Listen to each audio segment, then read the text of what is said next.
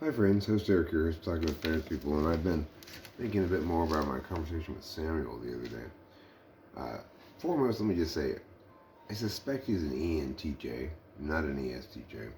Most of what he said was consistent with SI unconscious, and that which he said, which appeared to be consistent with SI conscious, was describing his relationship with experience rather than exemplifying it at all, right? So I suspect, Samuel, that you are an ENTJ, but I don't know for sure. I didn't type you formally. So, but what I've been reflecting on is he has a desire to understand people through their motivations. And I was noting to myself here that people aren't understood well through their motivations. Because what motivations implies is that what's driving everybody is what they want. People are processes moving through time, right? And what attentional manners tell us is that we're almost exclusively nature and habit, and very little choice.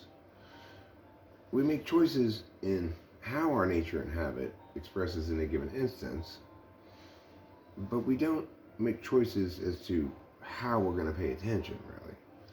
So the thing is, the other thing that cognitive functions does that makes it such a wonderful way of understanding people is it requires everybody to allow everybody else to have an equivalent quality as the agent or subject. What I mean by this is, if you are trying to understand things through people's motivations, you're saying, I'll understand myself through my motivations, and I'll understand other people through their motivations, because that's the right way to understand things. With cognitive functions, what I would say is I understand people through their attentional habits. Their attentional habits will tell me about their motivations. Attentional habits subsumes motivations. So I'm not particularly motivated by what I want in terms of long-term stuff, but I'm highly motivated by what I want right now. So I'm very procrastinating, self-indulgent, and stuff like that, because my relationship with my introverted feelings is that of a toddler. There's always a trade-off, though, right? There's always a reward for that sacrifice. For me, it means that I'm not going to be incorrect about things when they are subject correctly to that kind of parsing. And what it drives home is that each of us is individuals engaging the world in various ways. Sometimes we're removed from the world and just in our own heads and engaging no stimuli that's in front of us. We're only referencing things we're remembering from earlier that day, perhaps, or we're only referencing, all of our attention's on whatever it is we're writing on a piece of paper or something like that, In that case, we're really not engaging the external world. We're expressing the internal parts of being the self, right? But even that is an engagement with the world, because we ourselves are part of the world. So when I'm isolated from the world in my own head, paying no attention to the actual sensory data around me, that's my way of expressing my being in the world that's comfortable for me, right?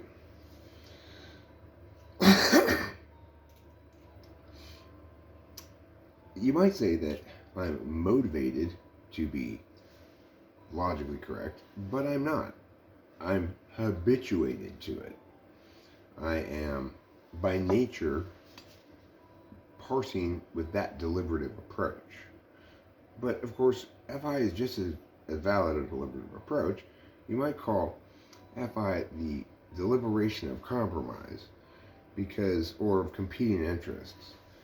When you're trying to balance competing interests and nobody's going to get exactly what they want, that's where FI comes in handy. You're not going to get exactly what you want. So you have to figure out what you want more and what you want less and stuff like that, right? Whereas TI is a black and white kind of thinking. One person wins, one person loses. It's zero sum usually. You might parse it out more.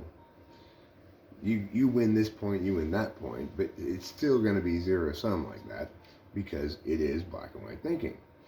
The problem that we have in the status quo is we've got these camps of people who are saying, we need to use black and white thinking. The problem here is you guys aren't using it. We've got another camp of people saying, black and white thinking is just a way of invalidating other human beings' equally valid truths. And they think they should apply that to everything. So the fact is, we have to evaluate the thing being metabolized by attention in order to determine what makes sense as an intentional manner to direct towards it. However, even if we make that calculus, that doesn't mean we're going to be able to direct that attention to it.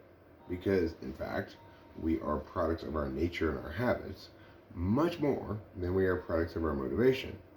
However, a TE Dom, like Samuel almost certainly is going to understand things through the top level frame is going to be solvency. So in other words, it's the practical logics of getting what you want. If that's your overall frame, then of course you're going to understand everybody in the world as being best understood through their motivations, because after all, you can't figure out what problem to solve or what goal to attain unless you have clarity about what it is you want to accomplish, right?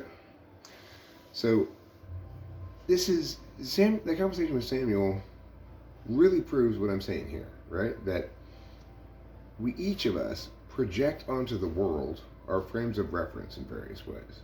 And only cognitive functions allows us to understand that we're doing that and maybe grow from it.